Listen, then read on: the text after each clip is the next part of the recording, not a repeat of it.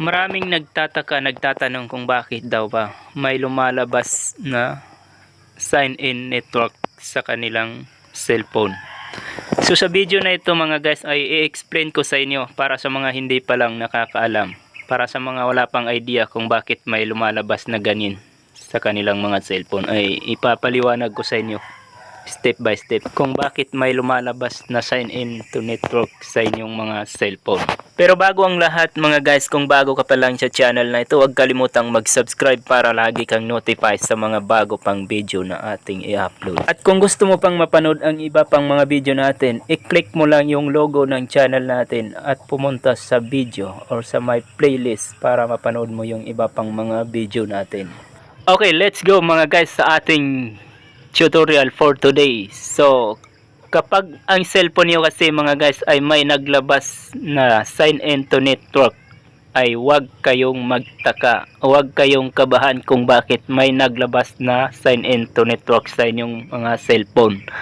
Dahil ito ay nasa simpleng dahilan lamang kung bakit may lumalabas na ganun sa inyong mga cellphone. Ito ay hindi isang problema sa ating mga cellphone mga guys, no?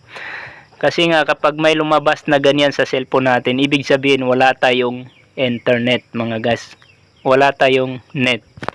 So yung iba kasi kapag nagsasabi sila na may lumalabas daw sa cellphone nila na sign-in to network, sinasabi ko wala kayong internet, wala kayong load, kailangan yung magpa-load.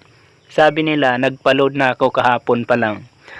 So ganito yan kasi mga guys, explain ko sa inyo step by step mga guys. Ganito yan, kapag nagpa-load kayo mga guys at pag kinabukasan may naglabas na ganun sa inyong mga cellphone kapag ino-open nyo yung data ng inyong cellphone. So ang ibig sabihin lang ng mga guys ay wala ng MB yung registration nyo sa GoSurf, kung sa GoSurf kayo nag-register. Ibig sabihin kahit hindi pa expired yung registration nyo sa GoSurf ay naubos na yung MB ng registration nyo, wala na kayong data, naubos na yung data nyo, kaya lumalabas yung sign-in to network. Ibig sabihin lang kailangan yung magpa-load ulit para magkaroon kayo ng data at mawala yung lumalabas na yon na sign-in to network sa inyong mga cellphone. Kung napapansin nyo kasi mga guys, lumalabas lang itong sign-in to network sa tuwing i-on nyo yung data ng inyong mga cellphone.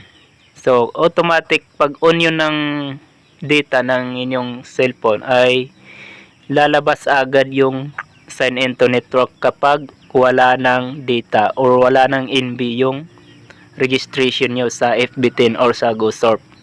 So kailangan nyo lang magpa-reload ulit para hindi na magbalik yung sign-in to network.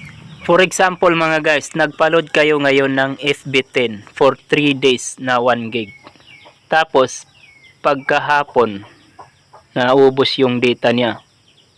So every time na i-open mo yung data ng cellphone mo ay lalabas yung sign-in to network. Hanggang 3 days yun pag hindi ka nagpa-load ulit. Hanggang 3 days hanggat hindi ma-expire yung registration mo sa FB10. Every time na ibubukas mo yung data ng cellphone mo ay lalabas yung sign-in to network pag hindi ka nagpa-reload ulit.